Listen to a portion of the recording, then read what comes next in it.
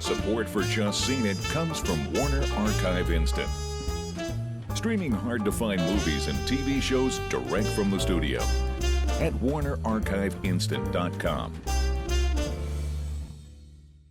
Support for Just Seen It comes from Weaver's Coffee and Tea, makers of hand-roasted artisan coffee and hand-blended tea. Learn more at weaverscoffee.com.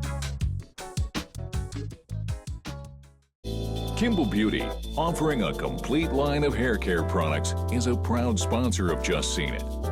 Great hair equals great confidence.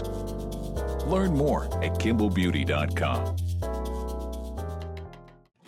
On this episode of Just Seen It, we review The Return of the Lamberts in the horror-filled Insidious 2. James Wan's second horror release of the year comes out on Friday the 13th, as if that ever did a movie any good. The drama about sex addiction. Thanks for sharing. Sometimes it felt like a recruitment film for 12-step programs. The documentary about the famous reclusive author, Salinger. For the uninitiated, this film will definitely compel people to go out and want to find out more. And the sci-fi thriller, Riddick. This film loses camp value when it tries to become a straightforward action film. All right here on Just Seen It.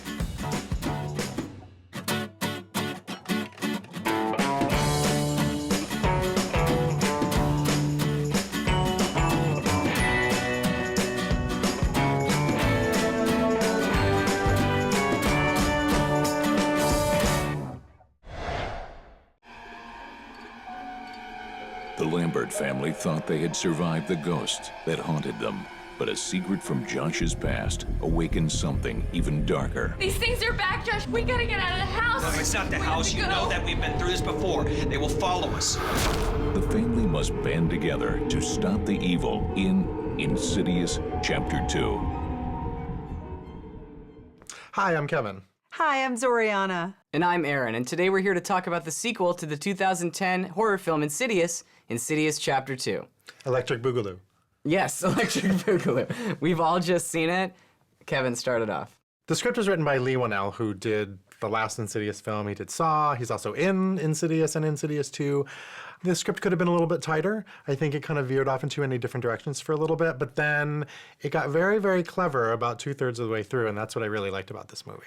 This is definitely the weaker film of the two, but I did respect some of the ways that they try to make it original. It's definitely an instant sequel. It's like you can almost put the two films together and watch it as one continuous film. Yeah. I loved the mythology that they added to sort of expand on all the characters' backgrounds. We really learn a lot about Josh and what happened to him as a child.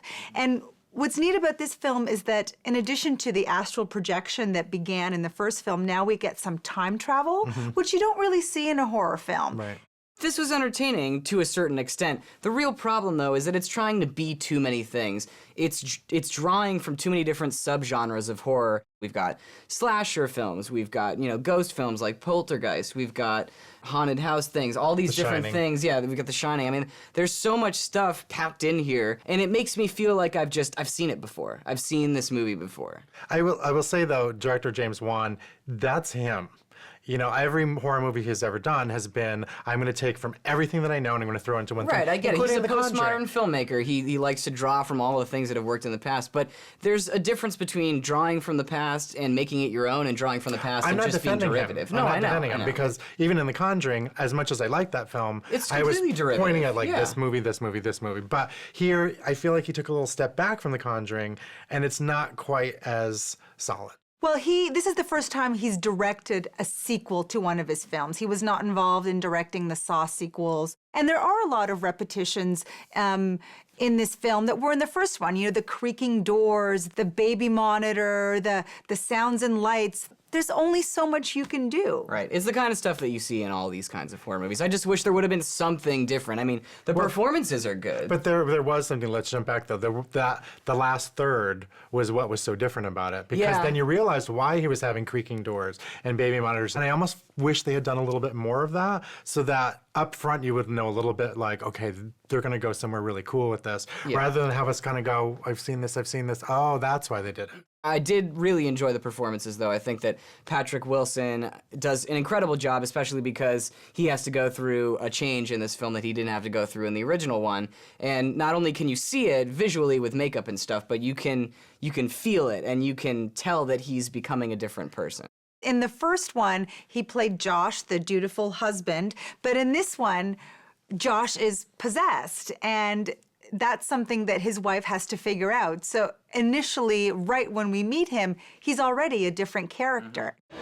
I'm right here. What? Tony. Oh, no. Elise! Mom, get Dalton out of here. Call an ambulance. No, Elise. Oh, no. No. What? Why are you looking at me like that? You think I did this? The production values are really good here, the creepy Victorian houses. The problem is that there's 3 of them. They all look the same. They all look the same, and I could never figure out which one we were in, and I was looking at the front going, is that the, I don't know. And the insides, they just look the same, but they're effective. I think when they enter this astral projection world or the time travel and they're meeting all these ghosts, That was cool. he almost, you like that? Yeah. Because to me, I started liking it because it reminded me a little bit of Guillermo del Toro's Pan's Labyrinth, where he starts to meet these really interesting looking characters. But then that means that the film is less horror and more ghoul. And fantasy. It was more Yeah. ghoulish and fantastical. Like I said, hybridization of genres. It just it kind of works some of the time, but for the most part, it doesn't create an overall feel for this movie. It's not as good as the first one, but it has some clever twists that I think will please fans of Chapter 1, so I'm going to give it a stream it. This is a fun sequel to a very popular horror film. I just don't think it's for everybody, certainly not for me, so I say stream it. Insidious Chapter 2 doesn't come close to delivering Conjuring-like scares, but I think it's a respectable sequel to what was a decent horror film. So I say see it. Our votes add up to 2 full tickets, which is a stream it for Insidious Chapter 2. Cheers. Cheers. Boo.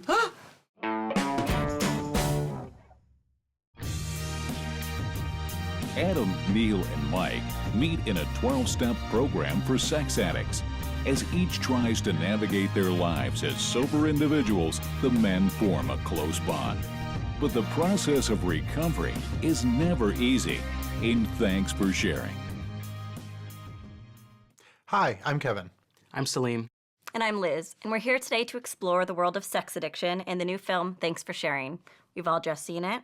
Kevin, do you have something to share? I do have something to share. I think it's hard to do movies about 12-step programs without making it seem like an infomercial. And that's kind of what I felt like I was seeing here. It was a little too heavy-handed. It was a little too on the nose for me. And I felt like it was a film created by the founders of 12-step programs. I loved that part of the movie. I thought it was very authentic. It was a different look into addicts and what they have to go through. Because a lot of times, we've had movies like Shame, we've had movies like Choke, which is really about addicts as they're dealing with their addiction, not addicts into their sobriety. And I think that's why this movie works, because we have a very clear arc for each one of these characters as they go through the movie dealing with this 12-step program. That was my problem, is that the arcs were too clear and the structure was too simple for something that I think is really complex. I mean, I don't know much about sex addiction. I mean, that's my disclosure of the day. And I felt like this was really interesting to explore this topic. But I learned more about the 3 male characters than I did about the nuanced repercussions of their actions.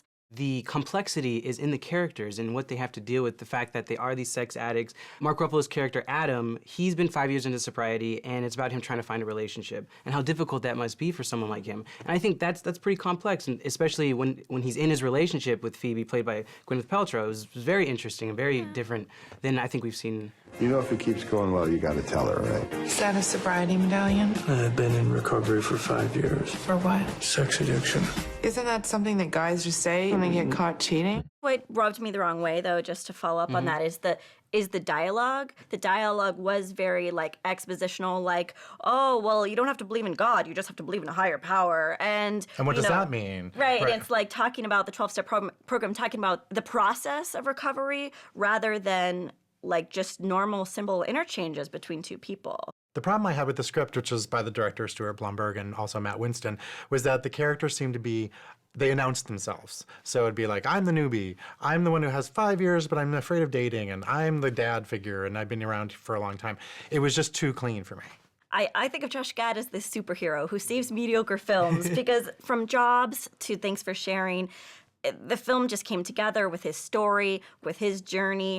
I think Josh Gad just steals the show in most of the movies that he's in. And it's basically because you see him as this tragic guy, and then you see his journey throughout the whole film. He just keeps failing, and it's sad, but then he's also very comedic, and you want him to improve because he's, at the core of it, a good guy. That might be where the film could have been stronger, is that maybe just use Josh Gad's character and Mark Ruffalo's so that they can play off of each other. You can see the two different, like he's been sober for 5 years, he's a newbie, and they could have played off each other. Yeah, because the Tim Robbins character, he plays a recovering addict, a father of a recovering addict. Because he's often a group leader in these scenes, the dialogue is very corny and cheesy. Can we talk about who stole the movie for me? Josh Gad. No. We already talked about him. Alicia Moore. Alicia Moore. Otherwise known as Pink. Oh, of course. She's so good in this. She's great. She is natural. Her character was interesting. She didn't feel like this pop star that just happened to be in this movie. Every time she was on screen, especially with Josh Gad, she was fantastic. They immediately give her this taut monologue about her sex addiction. I cried. And then automatically like, okay, I see why you're in this movie. Go proceed. Yeah. I must have a heart of stone because I didn't feel sad at any point during this movie. I didn't cry. I didn't really feel anything.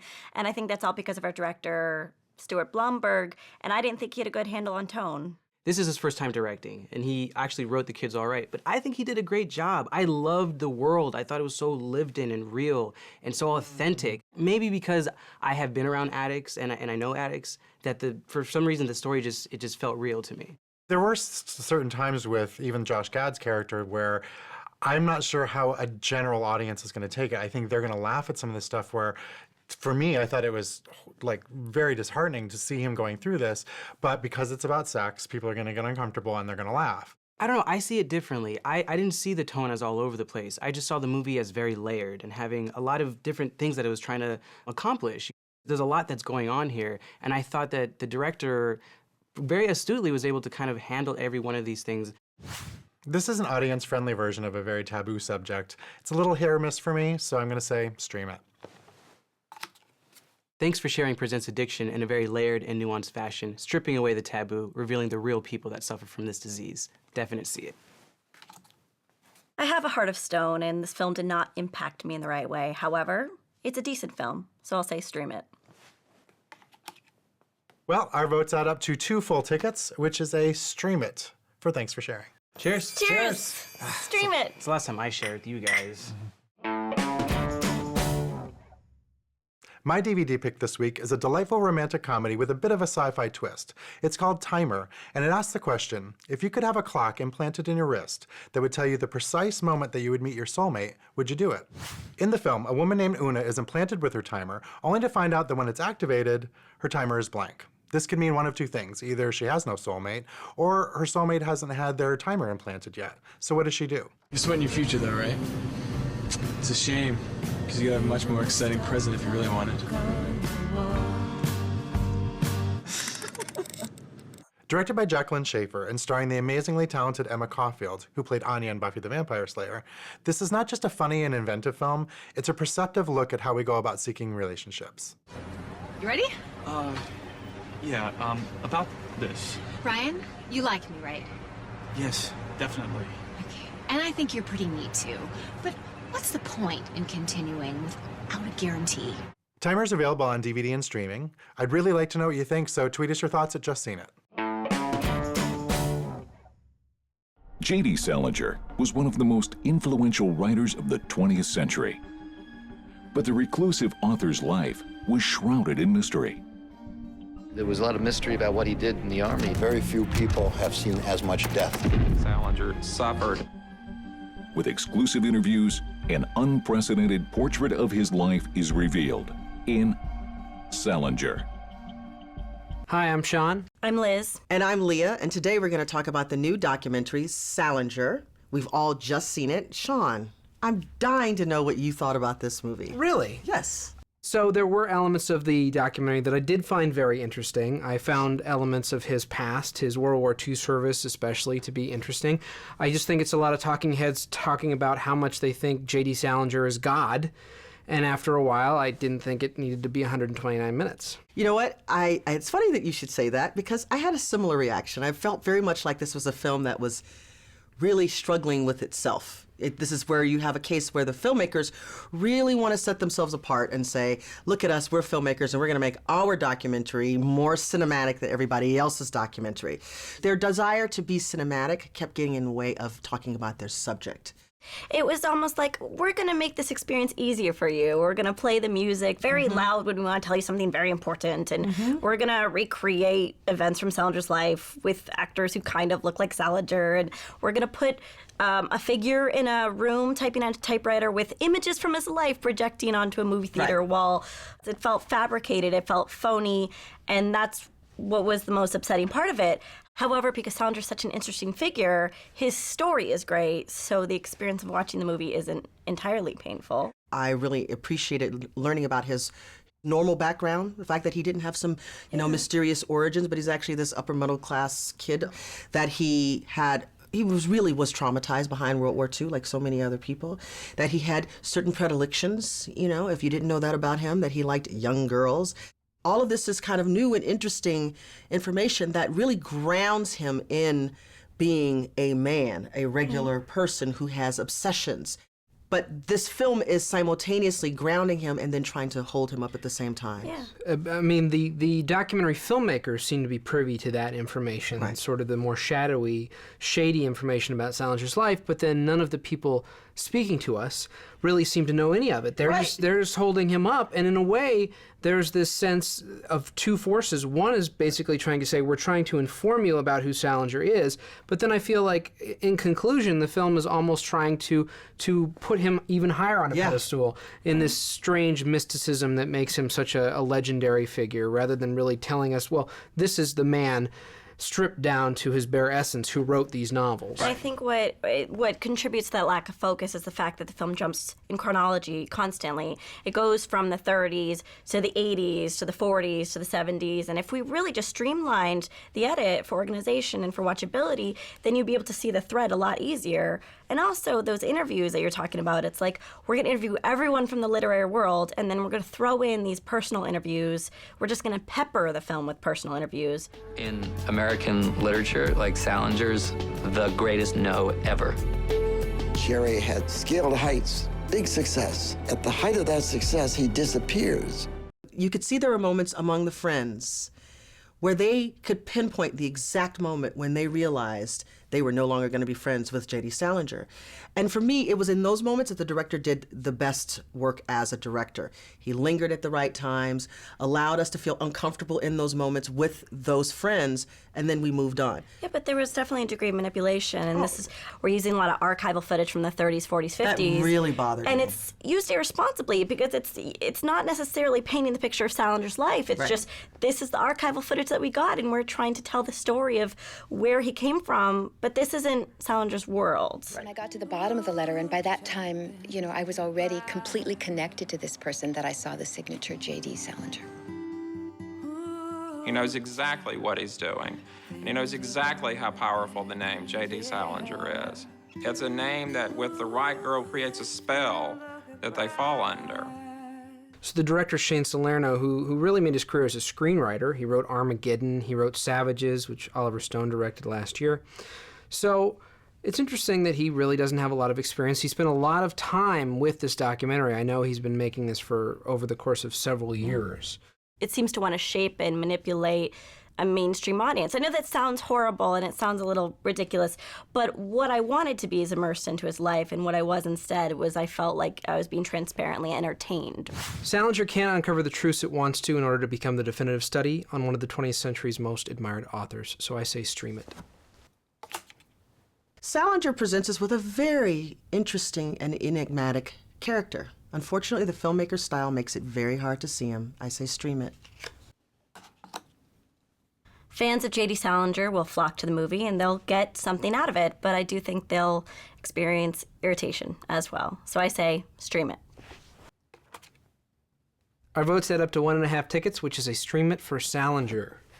Cheers. Cheers. Cheers. Gotta lock myself in a bunker and write after this.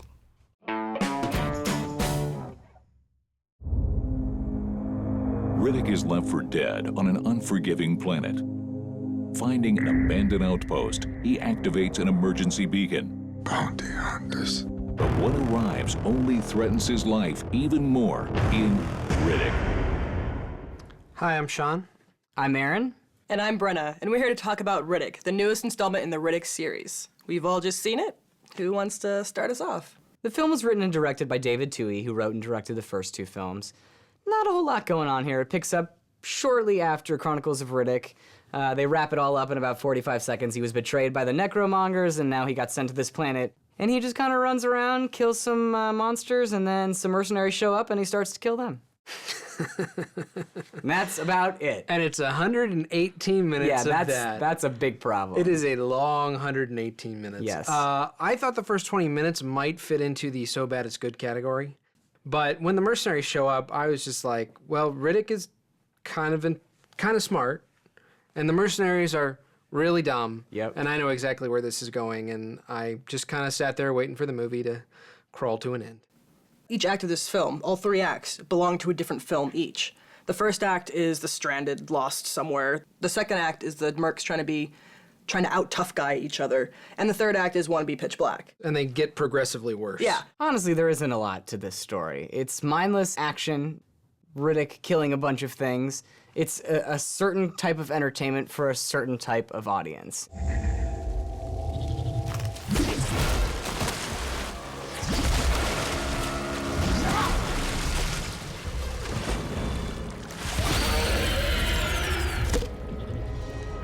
Dave Bautista, who's actually a WWE wrestler, is one of the bigger and more imposing mercenaries, and he handles his material well. It's good to see that he can be a big tough guy in a movie because he's going to be in Guardians of the Galaxy next year. None of the characters are fleshed out enough to where I could say that there's any good performances. I do think that there's some good casting going on in terms of type, and Katie Sackhoff would be one of those. I mean, she's kind of basically playing the Linda Hamilton Terminator 2 character. She has nothing to work with is the real problem. But she has presence. None of the actors have anything to work with. Vinny D does. Vinny D is killing it. He's got his one-liners. I mean, that's all that you need is he has the presence of being an action star, and I think that after doing 2 Riddick films, he's kind of figured out what's the best way to play Riddick. I really wanted to like this movie because I love Pitch Black. It's one of my favorite sci-fi movies. I love the character of Riddick. I played the Riddick video game, and I'm really into this character. And when they came in here with these really shallow characters and has Riddick interacting with them, they've completely ruined his character. There's a really sort of sexist, almost misogynistic undertone to this film. We have 2 female characters with dialogue. One is on screen for 30 seconds before she's shot, and then she dies in front of Riddick to make him feel something. Don't know. His face is impassive. She's never mentioned again. The second character, played by Katie Sackhoff, her name is Doll, and on top of that, she has a bit of dialogue that might hint that she's a lesbian, but, you know, Riddick is such a cool, big, awesome guy that he can turn anybody. And I get it. I get that this is a film that's for those young, testosterone-filled audiences. But it didn't have any of that in Pitch Black. It's not necessary. We have definitive proof that you can have an awesome sci-fi movie with strong characters, particularly strong female characters, without a single boob, and it will work. That's true. But Pitch you know Black what? had 3 strong female characters. This movie had more boobs than strong female characters. Well, you're hitting on something in terms of, I think, the anti-hero, which clearly Riddick falls into this category that's been in cinema for a while, which is kind of the villain that we like to root for. And you could possibly argue that some of the sexist and misogynistic elements are just channeled through that character and not necessarily through the movie. But I think the problem with trying to have a good anti-hero is you have to put him up against good characters aside from him. He can't be the only person throughout the entire picture that has any moments of interest whatsoever, and unfortunately that's what this movie does. Grant any last wishes?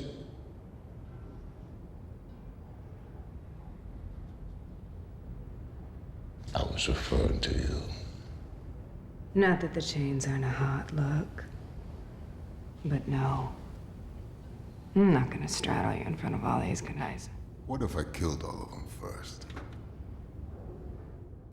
Yes, he is an anti-hero, but he's never been gross. He's had some moments where he's trying to be intimidating and particularly just to be a terrorist, because the first film, he's a terrorist.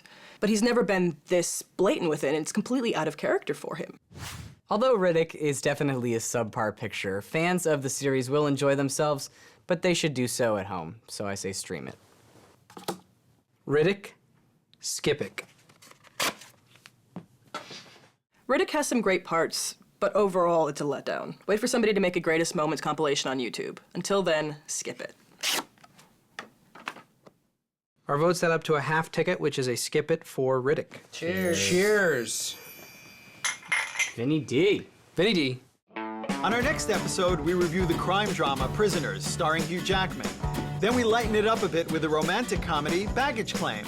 And then we look at another romantic comedy, Enough Said, starring James Gandolfini and Julia Louis-Dreyfus. Thanks for watching, and see you next week. You kill me. That's what they say in the book. They say you kill me a lot. Great.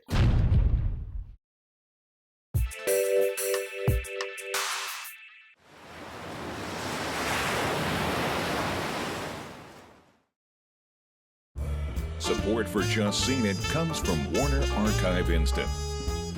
Streaming hard-to-find movies and TV shows direct from the studio at WarnerArchiveInstant.com.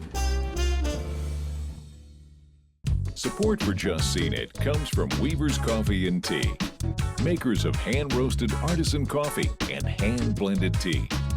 Learn more at weaverscoffee.com. Kimball Beauty, offering a complete line of hair care products, is a proud sponsor of Just Seen It. Great hair equals great confidence. Learn more at KimballBeauty.com.